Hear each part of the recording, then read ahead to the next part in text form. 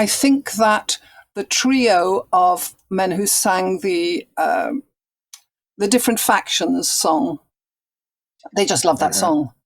And so that always took off. One of the people that I was most excited about, because it made hairs stand up on my arm, was we managed to get a young singer, she was pretty young, not that long out of college, called Laura Tebbett, to sing La Pasionaria. And that voice, singing that material, I think is a really, really exciting thing. It was a big success in Barcelona, wasn't it? Were you surprised by that?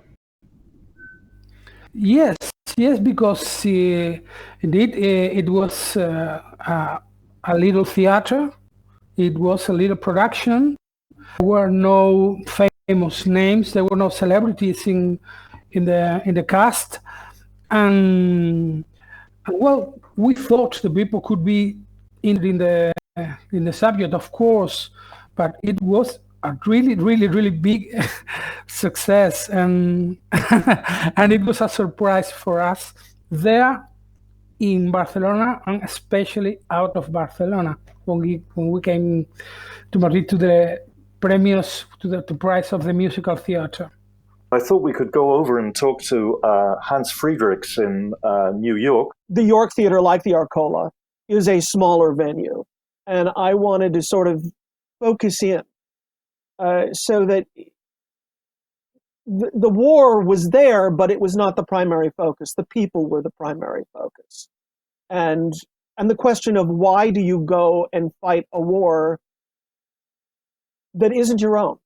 So there had to be a way to find how to tell the story with the limited amount of production members, the cast, the musicians.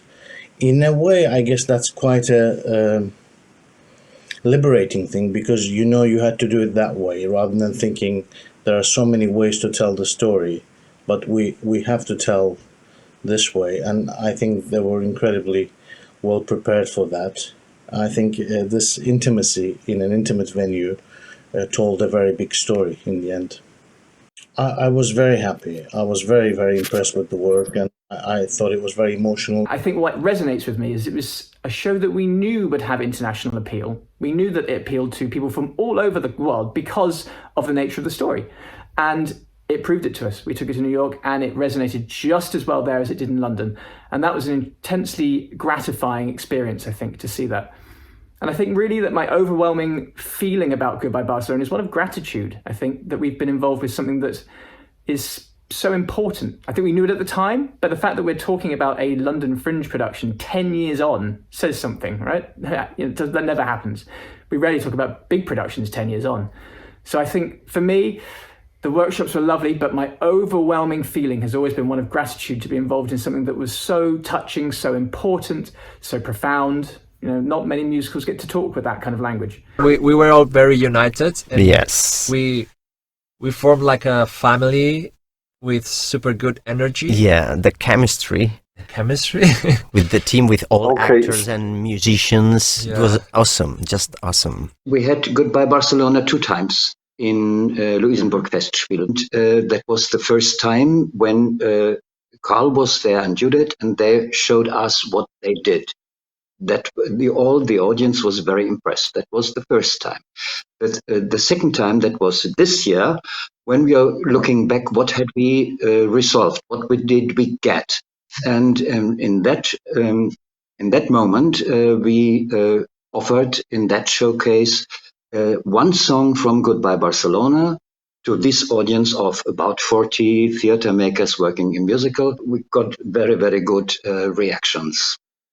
The play has to be obviously open in London, then in Barcelona, which is an obvious place to go. And the next stop should be Mexico.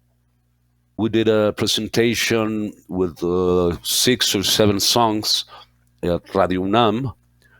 I think that's important, that the Republic and its ideals survived in Mexico. And they made a huge change. So I think it's a must that we have this show in Mexico.